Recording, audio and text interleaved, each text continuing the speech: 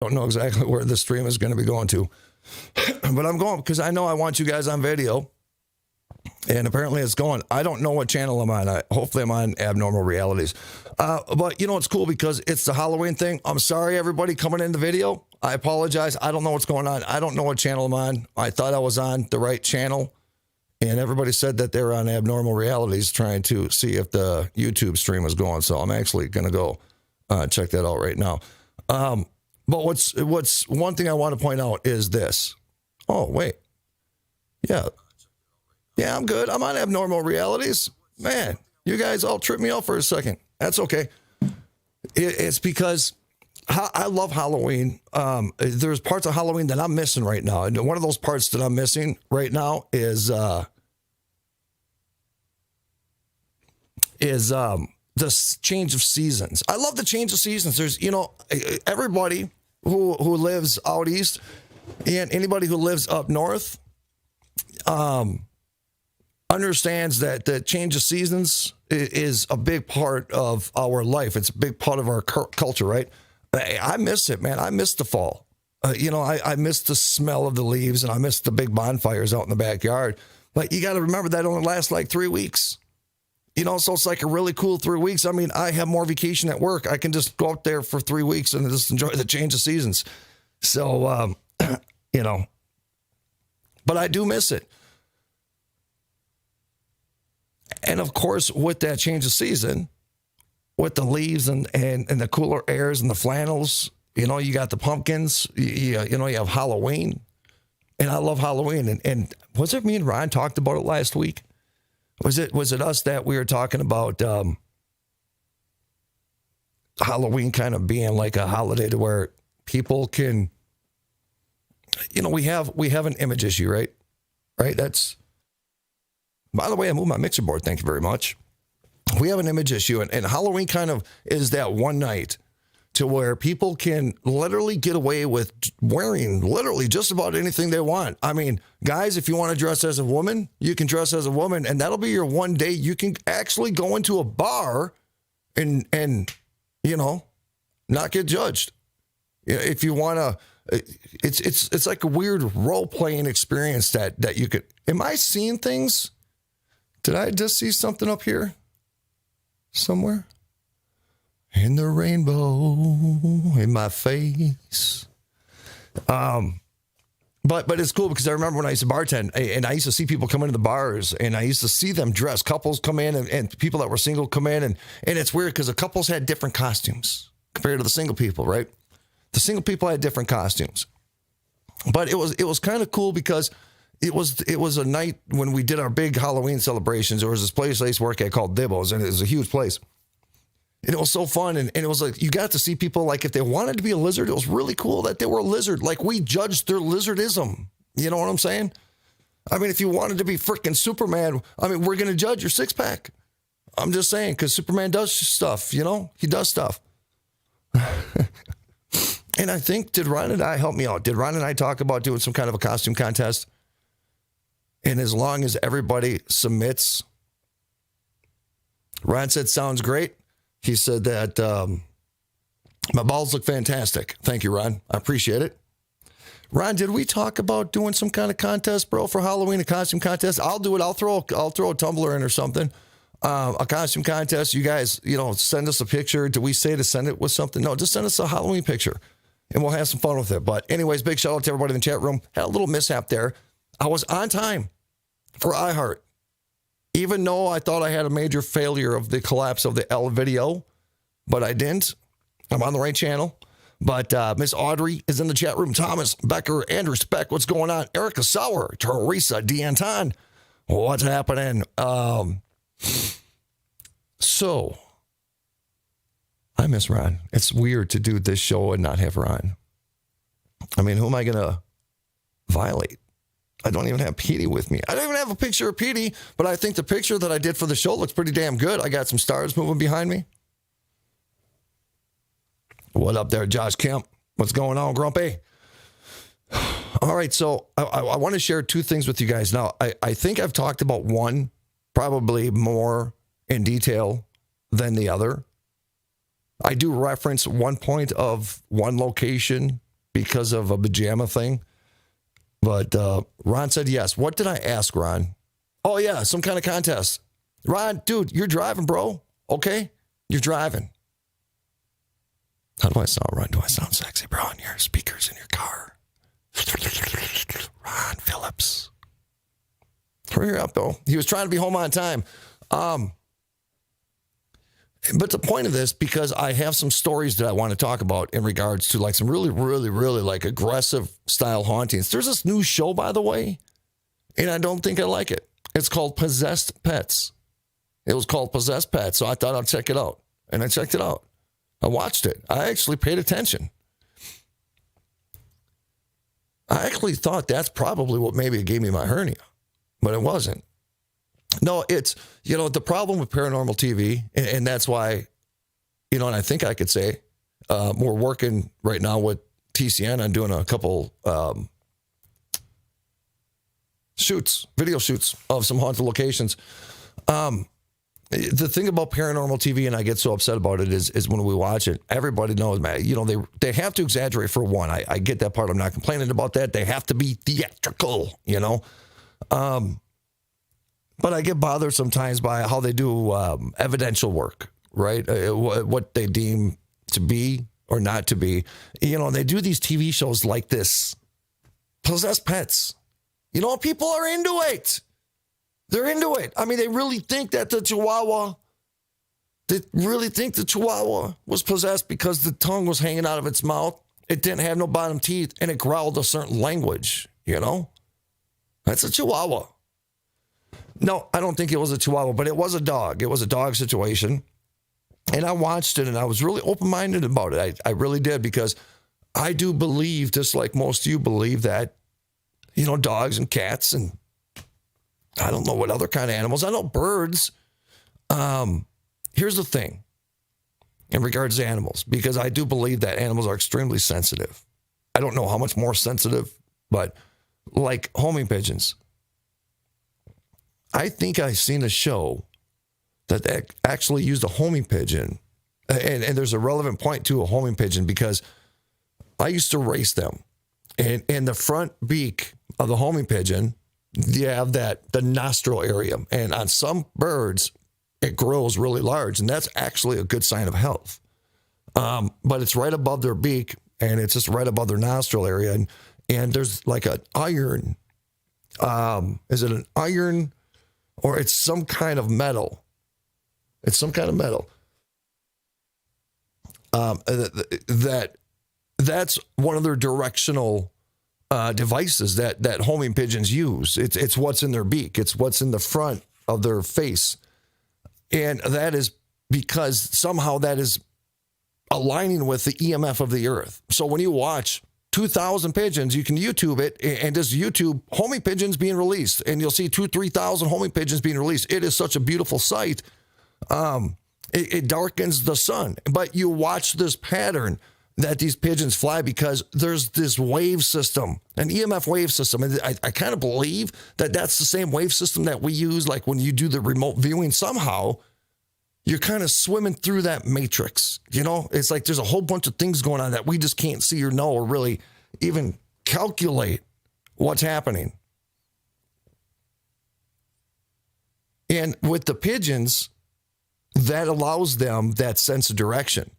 And it also allows them the sense to home in on their home. So it's like when you have a GPS and you say, save this location, pigeons do that. And you have to raise pigeons to have a home, to that's their home. And it's fascinating. So when you have a pigeon that's sensitive to an EMF frequency and you bring it to a haunted location, it will react at a location if there is an atmospheric change. And mind you, I'm just trying to be a little intellectual here. When there's an atmospheric change, like everybody believes, that's when paranormal events happen, right? That's pretty logical stuff, man. I'm bringing it to the table today, okay? I'm bringing it to the table. Come on. Oh, man. And I know I mentioned space, and I had a thought the other day. And then I'll get into the stories because I'm staying on track. I got to be, Ron told me, he yelled at me. You know, Ron kind of keeps me in line. He kind of keeps the flow of the show going, you know? And he told me, but he goes, no ADHD moments. I'm like, what? Did you see that bird, bro? It pooped on you.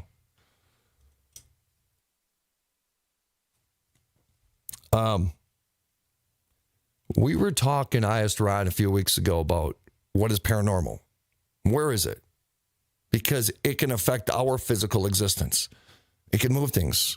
We can hear a walk. We can hear the weight. Sometimes it sounds like boots. You know what I'm saying? It sounds like there's things happening that a regular human was there. Sometimes they're seen. Sometimes they're seen as real things, as real human physical beings. Sometimes they're partially seen. Sometimes we see their shadow. Sometimes we're looking at a recording. Sometimes we're looking at something extremely intelligent. Sometimes that extremely intelligent thing will make eye contact with you. So, you know, my big thing all the time is that how is that able to exist in our reality, but yet we're not able to dial into that reality?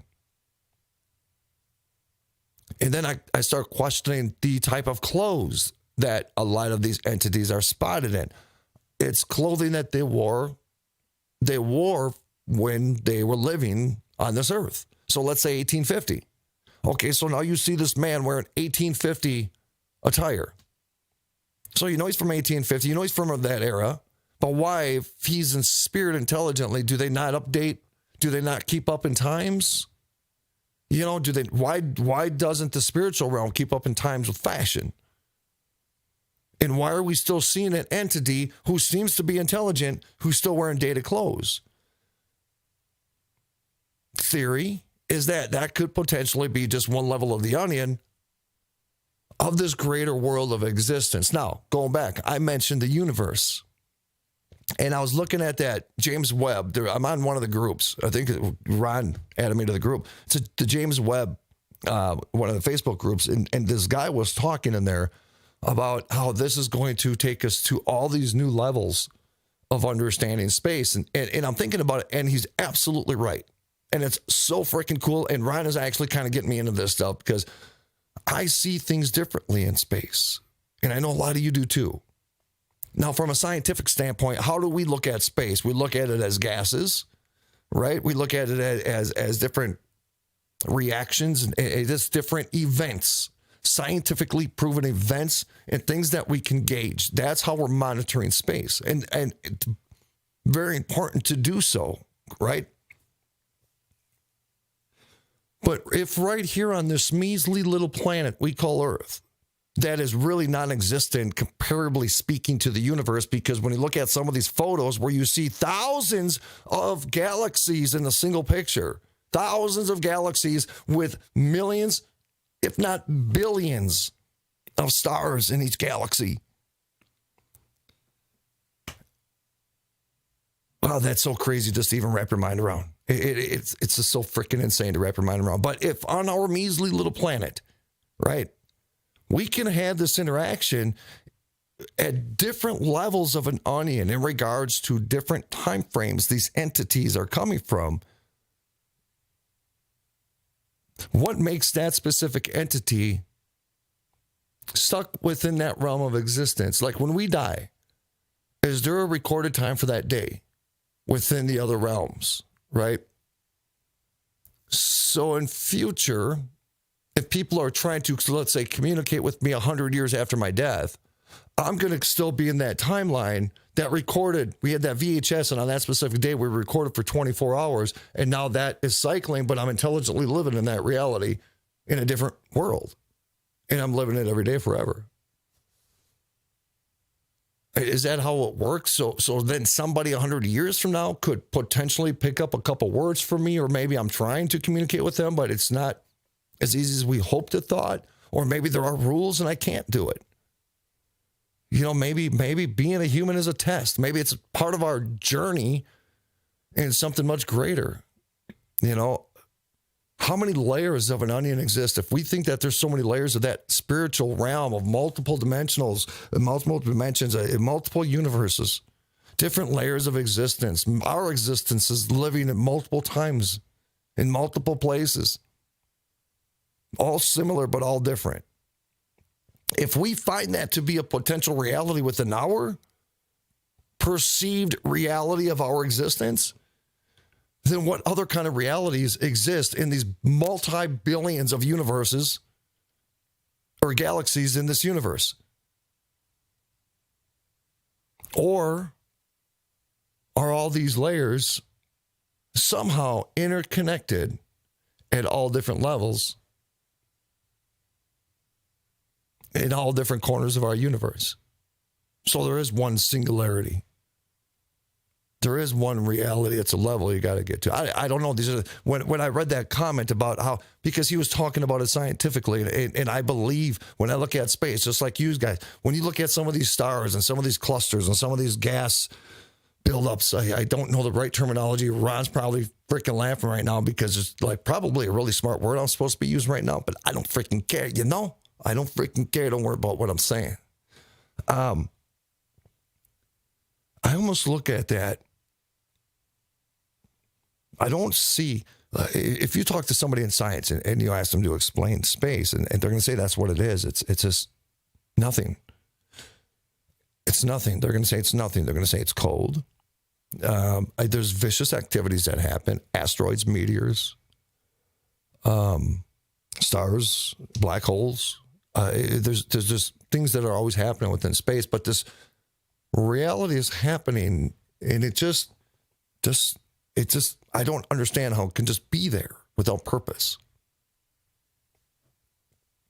And I think everything that a lot of people in science think that is dead space, that is just nothing, I think is everything. I think it's all. I think it's intelligence. I think it's memories. I think it's future events. I think it's thought. I had a guy on the show years ago, and he explained it. He was too intelligent for his own good because he didn't know how to explain things. You know, you got to explain things to me in a very common sense way. You know what I mean? I'm not asking you to judge me. I'm just saying, you know, when you're going to explain things to me that I don't know about, and it has to do with all that stuff up there, and you're going to be using big words like this Trek stuff that you guys watch, you got to talk slow and use different words. You know what I mean? Because I don't know what you're talking about. But it's weird how we choose to perceive something, right? It's weird how we choose to perceive space either as science or space either as life, right? Science or life.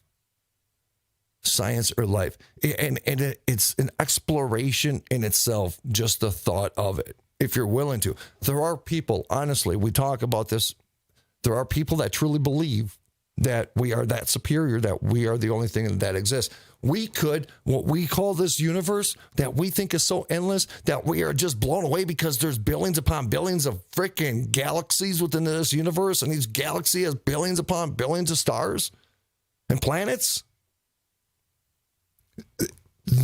Our reality of the universe could be something micro compared to something even greater outside the reality of the universe. We could just be a freaking cell. We could be a microorganism. You know, who knows? We really don't know. We're just trying to understand what we can see, feel, touch, and smell. That's what we're trying to do. And if Ron was next to me right now, I'd give him all four. Because I miss Phillippio. He was out having fun without me. Man, he was out. He got to go back to that haunted house in Georgia. And I actually thought they got in. And I called Ron because I was ready to argue with him. I was ready to fight with him. Because with the way they did this video when they sent it to me, you know, they're laughing and hugging. You know what I'm saying? They're all having a good time.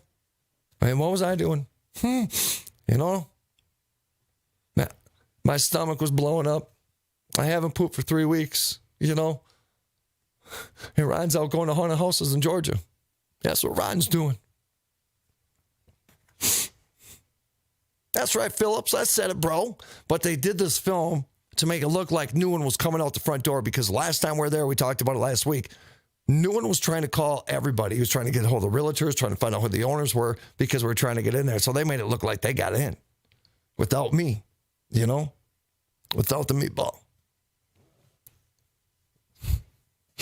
I miss freaking Ron. I miss Ron.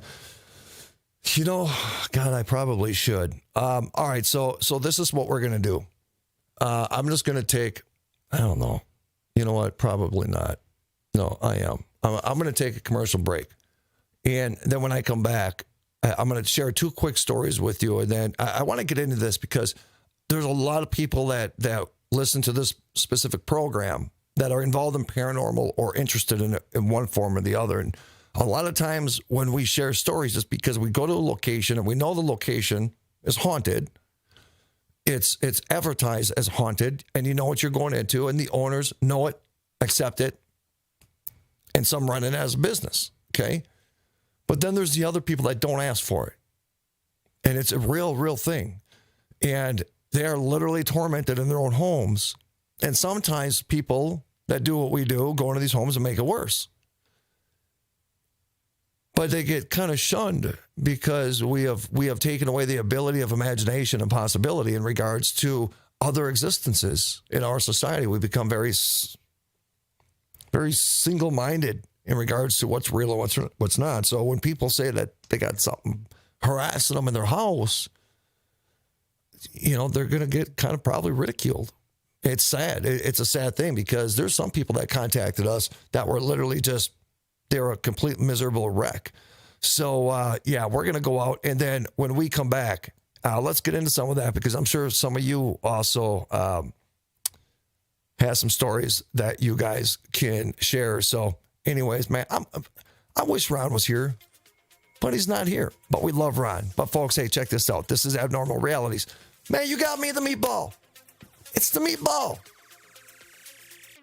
We're going to talk about some things when we get back. I want your opinion. I freaking want your opinion. But folks, don't worry about it. Ron Phillips is going to be back next week. We got a lot more to talk about when we come back. Folks, hey, Abnormal Realities. I'm Rocci Stucci. I'm missing Ron Phillips. I'm going to say so. Do not go anywhere, folks. We'll be right back.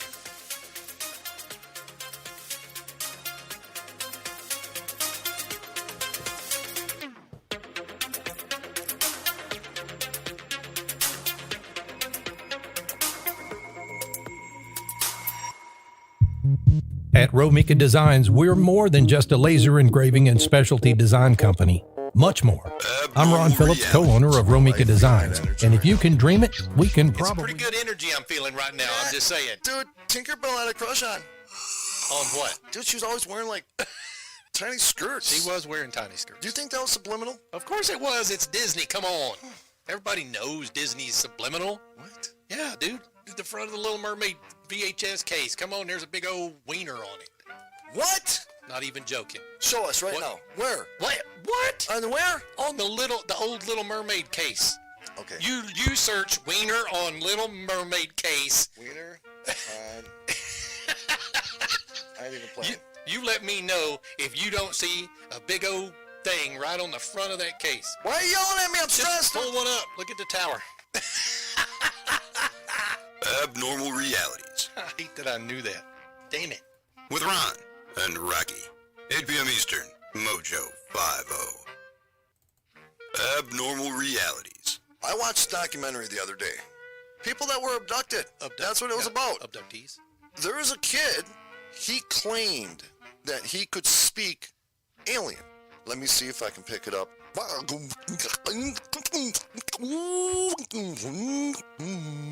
And he was serious, dude. I got chills watching it. Then what was that sound you were making just now? I don't know. It was what they did. But I probably said something in alien just now. Did you call them to come get us? Maybe they can bring us a pizza. Ask them. Bring us pizza? Yeah, I don't care what. Okay, hold on. I got to feel it. Make sure it has jalapeno on it. Really? Yeah. Just have jalapeno. Okay. Okay, so I'm going to ask aliens to bring me pizza.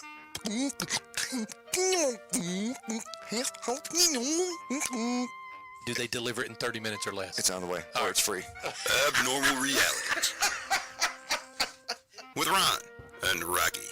8 p.m. Eastern, Mojo 50. Yeah, you know what? Hey, don't judge me, folks. Don't judge me because I just realized 10 seconds before we went live that I did not have the second segment. I love that song, by the way. I used to use that when I was doing the Rocky Stucci show years ago. Triple H song, Coming Down to the Ring. I realized I didn't have the intro going into the second segment. I forgot to grab it. Don't judge me. Anyways, welcome back. Second segment. I didn't do the drums because I didn't have the music, Ron. All right, so don't, Ron. Don't even start and talk crap. All right, I'm just kidding. Anyways, folks, hey, check it out. All right, so this is what we're gonna do. By the way, Romika Designs, RomikaDesigns.com. Get on over there. We're coming up to the holiday season, and I'm gonna tell you something. Last year, both Ron and and myself, it was insane. Oh, well, kind of makes sense. Busy for the holidays. So if you guys, I know, go ahead, throw the freaking shoes at the screen. I don't freaking care. You know, that's freaking throw. I got to talk about this because it's what we do, you know? Jesus.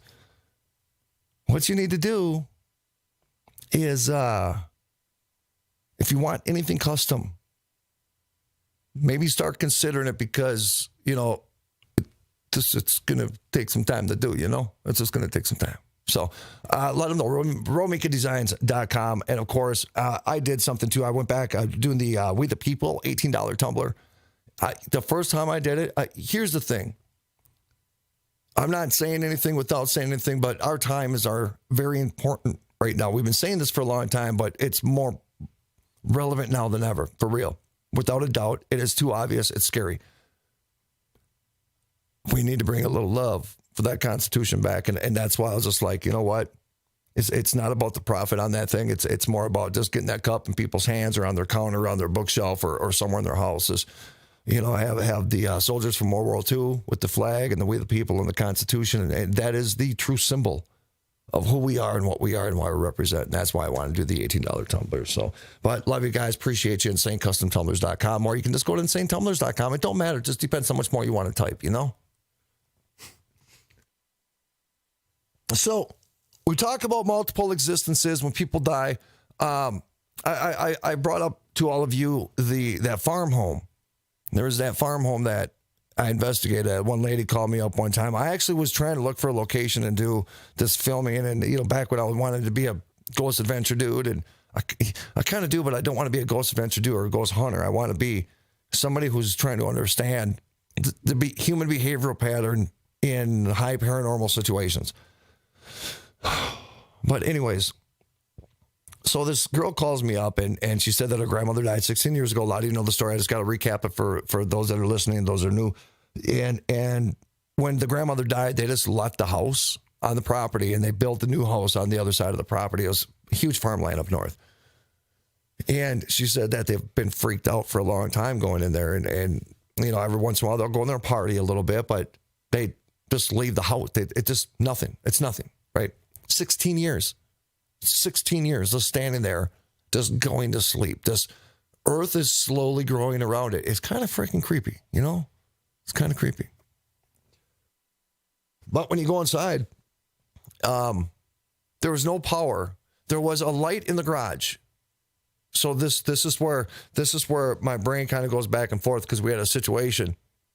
Now, the grandma died 16 years ago at this day. This was a while back. It was 16 years ago at the time. And the grandpa died like 18 or 19 years ago at that time. So he died a few years before the grandmother did. And he was a kind of a at-home scientist. You go downstairs and all of his stuff was still there. All of it was still there. Everything. Like he just left yesterday. And what was kind of creepy was there wasn't a lot of dust. We're talking that basement with these bottles and liquids and these tools and everything. Like you could go down there and just blow some shit up if you wanted to right now, probably. It was just never touched after he died. And it was the same thing for the grandmother. Dressers were still in the room. Pajamas were still. Clothes were still in the closets. There was still a old beat up sofa that was still in the living room. It had this really weird, uncomfortable eeriness. And there again, you know, if he died 3 years before and that moment of time is recorded within a dimensional reality in another existence, are they 3 years apart and are they able to connect through a wormhole or something? Are they able to connect? Or can we exist in multiple times, in multiple places, in other realms? Can our intelligent being be in multiple locations at one singular time and interact intelligently at each location? We don't know. We just don't know. But it's possible. But when we were downstairs, because that is where I was drawn to. I was drawn to downstairs, and then I was drawn to it wasn't the grandma's room. I don't know for sure. But it wasn't the grandma's room. Because I was freaked out about the pajamas. I seriously was. I couldn't even look in the closet. I could. When I walked by that closet every time, I looked away. Like when Ron Phillips, he had to go look for a horse boot in the middle of nowhere when he was in Georgia. He was sent on his way. He had to go he got put on the it wasn't a four-wheeler, it was a golf cart. And he said he had to go way back there, like a mile back there by himself. And he didn't think about it at the time because he said he was running the tree line. And you guys here, when we talk about Georgia, what do we tell you? We tell you at night, there's so many stars because it is so dark. It gets so dark there that you cannot, if the moon is not out, you will not see the hand in front of your face. That is dark. And it is the most glorious visual I've ever seen in my life, where you can actually see the Milky Way and the planets and shooting stars nonstop. But he got stuck out there. And they hear noises out there all the time. This is what he was telling me. He was a little concerned, He was not happy with his lack of preparation, understanding what he could potentially physically or spiritually be going up against in those deep woods in Georgia. And he said that he could not look in the woods. He was driving the tree line in Phillippio, could not look in the El Woodsio because he would El Pupio'd in his pantyhose. That's what he told me.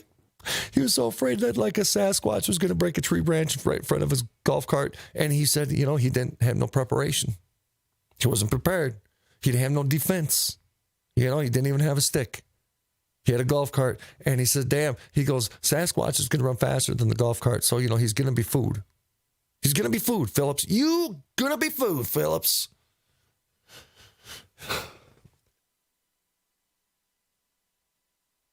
I'm glad he had a good time. But anyways, back to that farmhouse.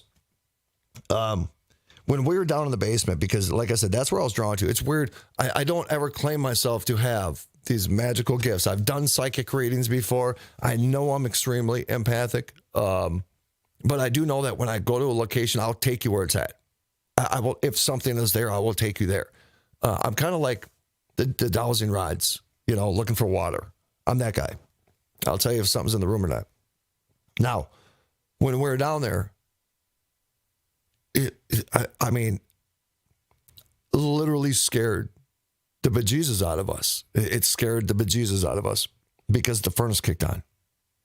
And we didn't know how to explain it because why would it kick on then? And then we were looking around for the power and we couldn't find any power ran to it. Now, mind you, this is why I go back and I said that when we were in the garage, it was like an extension cord light, and it had one of those car lights hanging from it that's used to work on the cars that hang. And that's the light that was in the garage. It wasn't like a flip switch. So there was power somewhere where they were able to get that power. But we couldn't find the 220 that the furnace was hooked into. And then we went and looked at all the thermostats, and all the thermostats were broken off the wall. So there was no thermostat to this furnace. And so the girl freaked out. And she calls her dad, and she asked her dad if the furnace still stays on.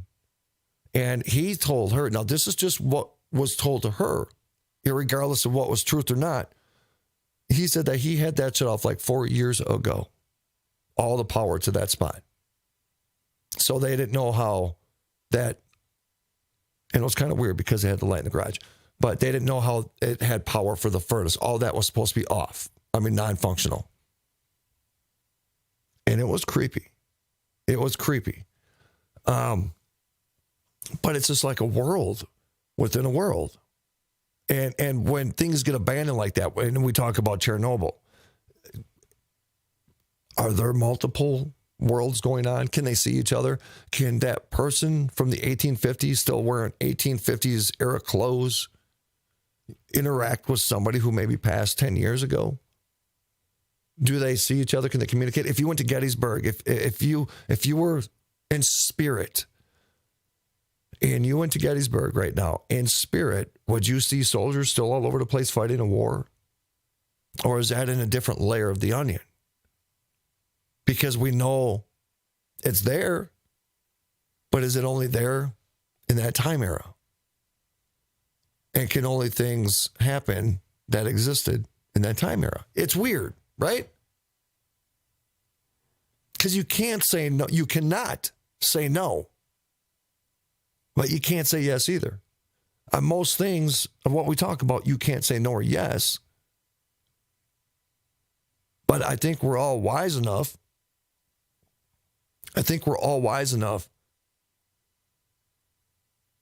To say that sometimes what we think is an imagination is a possibility waiting to become a reality, or an already existing reality that we just haven't found yet. And go back to that guy that I had on my show, because I never told you about it, when we were talking about the universe, and I believe it's everything. I believe it's life. All this information we know, all these chairs and microphones and everything that you know that exists today, that was built by man. All that information already existed. It was already real. How do you make a building? How do you make something fly? How do you make these tools and devices? How do you make mixer boards? How do you make chairs? All that information existed 100 million years ago. And it's interesting because we're having the conversation. Do we have some kind of antenna? How do we obtain that information? Do we absorb it? Is there something happening? Because we do have a universal connection as a human being. I don't care if you want to believe that or not. There's some people out there pretty tight. They don't like believing things like that. They're very singular-minded. But we are part of the universe. Just because we have this thing called an atmosphere, it's not a shield to protect us and individualize us from the universe. We're just a tiny bubble floating in that pond. That's all we are. So we're not separate from it. So how is all that information? Where did it come from? How did it come from? Where does it go? How do we obtain it?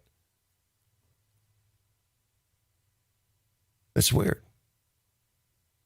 But the question is that, so you think about, if all information exists, then does that same information exist for the future? Meaning, like, with that information, is the future predictable? Because it exists. Or is it not actions? It's just more physical things on how to make things, like this camera. There was a way to make this camera 100 million years ago that's filming me right now. There was a way to make it 100 million years ago, but there needed to be a species available to somehow come up intelligently with the way and the tools and having the proper resources within the planet that they lived to be able to manufacture these raw materials and put all these pieces of nothing into something. And then you have something that where you push a button, it copies the image it sees, and you can send that image now anywhere around the world. You can send it to space, to satellites. That information, how to do that, existed 100 million years ago. 1 billion years ago. I don't know how long they say the universe existed. That information was always there. It's interesting. It's interesting. But there was this thing, kind of what I referenced at the beginning. I haven't had my chat up. What am I missing? What am I missing over there in chat? What up, Barbara? What's going on? Teresa said, just give me the good vibe. Just give me the good vibrations. Go, girl. You got going on over there? She said, give me the good vibrations. Existed several times, then erased. What were you referring to, Thomas? Because I like that comment. Our existence or history or the information existed multiple times and then it was erased? Audrey, why are you missing everything? Don't tell me you're working. Do not tell me you are working. I'm just going back and reading some of the comments. What up, Leslie? What up, girl? I thought I saw Leslie in there. All right. What up, Sarah? Quantum entanglement. God, that is like a whole freaking 8-hour conversation. But you know what? She brings up quantum entanglement. You talk about all these different theories, the wormhole theories and the string theories. How can things not be possible, right? I mean, imagination is a journey, and imagination is adventure.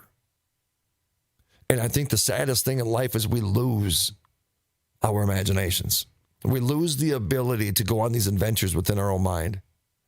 Because, you know, sometimes reality sucks. You know what I'm saying? Sometimes reality sucks. And going somewhere where nobody else has ever gone in your mind is a cool thing. You just got to be able to come back, you know? Some people don't come back, and I'm concerned for them. I'm a little concerned. So what up, Linda? What's going on, girl? I know I miss Ron. It's like I just want to tell ghost stories, but, you know, Ron is... Insert song, depressing music. Never say goodbye. Never say goodbye. Phillippio. I feel like I got to be quiet because I'm really loud at Ron's house. You know what I'm saying? It's like people downstairs are like, dude, something's wrong with him. And Ron's like, I know. That's why he's my boy. All right. So I want to go to number 2 really quick because at the beginning of the show, I referenced really quick about this lady. She lived in this house right by me, and she really definitely had something living in her house. I'm not going to get into all the details of it because I've told it on the story before, but it was a lady who had all the religious artifacts downstairs, and she was super pissed off because the artifacts were not protecting her. And I'm like, sweetie girl, what is up with you, girl? You know, it's your belief in those artifacts, you know, but it's the crazy thing is that whatever was there, it was dirty, man.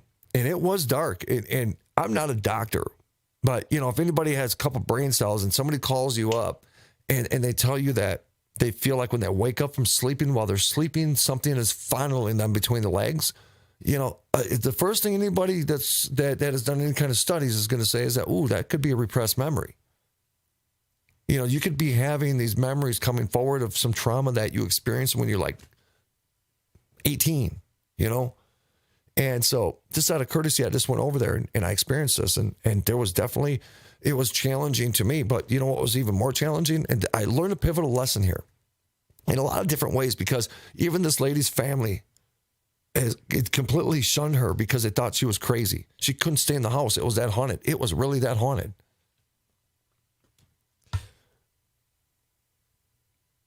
I don't know, really, when we do what we'll call a clearing. Some people call it a blessing. Some people call it a vanishing. However, what I do is I raise a frequency. And I try to raise a frequency higher than what's there that shouldn't be there, right? It's like trying to flush it out. Trying to flush it out with a higher frequency because the higher frequency will dominate. And I felt like there was effective things happening. And again, folks, this was a lady who's been tormented by this for a long time. The reason why it lasted so long is because people didn't believe it. Even her daughter was validating that things were happening in that home. Her daughter couldn't live in that home anymore. And this is the problem when we have this part of society when they say that these things are not real, is that what do you do in a situation like that when you're this lady? She was out of options. I don't even know how she got my number.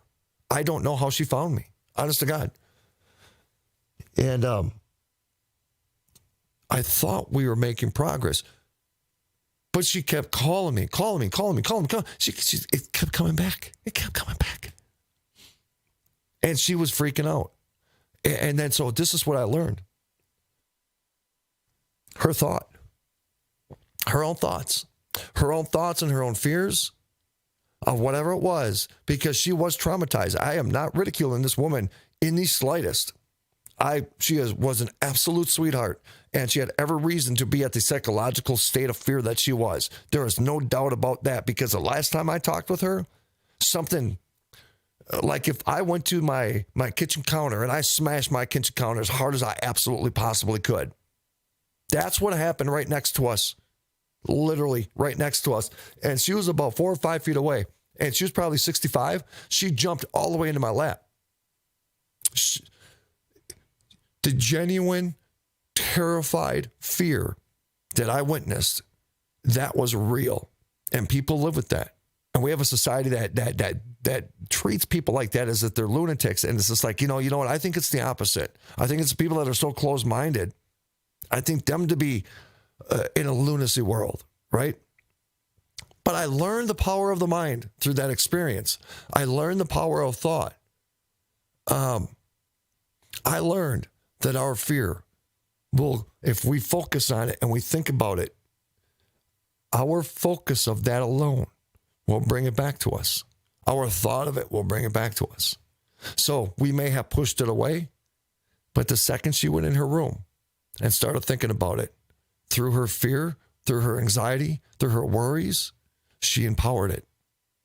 She empowered that dark entity and brought that dark entity into her life, when what she should have been doing was empowering those books and those rosaries downstairs and putting her love and faith that is what is protecting that entire home. Because if she truly believed 100% in her heart that everything in that house, religiously speaking, is truly protecting her, that is covering her home with the blood of Jesus, or the blessing of Mother Mary, if she believed it enough in her heart, it would work. So what did I do? I had to go get these crystals, and then I got an aspirin bottle, because I used to work with a shaman who used to put crystals in his turtle shell with feathers and stuff. Explain to me why he does it and all that. So I explained it to her, and I explained to her what the effect is and the philosophy, the theory behind it. And I said, every time you feel afraid, you shake it. You shake it. You shake that aspirin bottle with the crystals in there. It wasn't a turtle shell. I wouldn't give her my turtle shell. Come on. I had to kill that thing. And I told her, anytime you feel uncomfortable, you shake it. You know what I'm saying? She started doing it. And praise Jesus, because shaking that aspirin bottle with crystals gave her enough psychological power. It gave her enough psychological power to literally vanish and banish that entity. And she did not have a problem since then. That is the craziest thing. And think about that for a second. Think about that not just spiritually, but think about that in life. I'm going to promise you, I'm not preaching anything, because there's many times I'm just as broken as the most broken person you know, right? It's about recognizing those moments. But when I witnessed that power of her thought in regards to the entity that was in her home, and how just the power of her thought alone was bringing that negative darkness back to her. Think about that. I mean, that's real. You talk about the rice experiment or the ice experiment and how our minds create a frequency in an atmosphere. Well, then why wouldn't it bring it back? It's no different than when we say or we preach, you think about somebody you love, and then all of a sudden you'll get chills or something, or because your thought, to me, I believe that your thought alone is so connected universally that we're not giving it enough credit. It's so connected universally that it's like a phone call. It's like, hey, somehow within this matrix we live in, there's some kind of connection, and they hear us and they feel us a lot easier than we can with them. I believe that. I really do.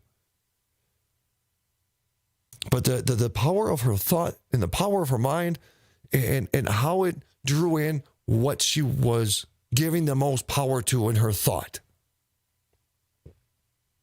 Just like in real life. If you look for it, you will find it, whatever it is. I promise you. Whatever you seek, you shall find. That's a damn fact. So anyways, hey, man, I miss you, Ron, bro. Dude, this was tough. This was tougher than I thought. Okay. All right, bro. I didn't even get to the articles. You know what I'm saying? Don't even care. Again, I don't know what happened earlier in regards to that video stuff, man. That was pretty wild. So Anyways, folks, man, we love you guys. We really do. Ron is probably getting really close to being home because he told me he's going to be pulling in at about 8:30. So, Ron, man, drive safe. We missed the hell out of you this week, bro, but I'm going to tell you something, brother. Man, we're glad you got away. We're glad you got to go underneath the stars. We're glad as hell you got to see, Brother Newen and Fiducia. Love them guys to death. So we miss you, brother. Catch us next Thursday. Ron Phillips is going to be back. We'll probably have some announcements by next Thursday because there's going to be some deals closing within the next few days. We got some things to talk about. Oh, so come along for the ride, my children. Come along for the ride, my children. All right, folks. Hey, I'm going to get out of here. Do I hear it? Hold on. Check this out. All right. There we go. Now I hear it. That's actually the right music. Folks, I love you guys. Next Thursday, Ron Phillips is going to be back. AbnormalRealities.com, InsaneCustomTumblers.com. And, of course, Romika Designs. Folks, from my family to yours, much love, much respect. I love you, truly. Rule number 1, don't take shit from anybody. Until next week. Good night, everybody.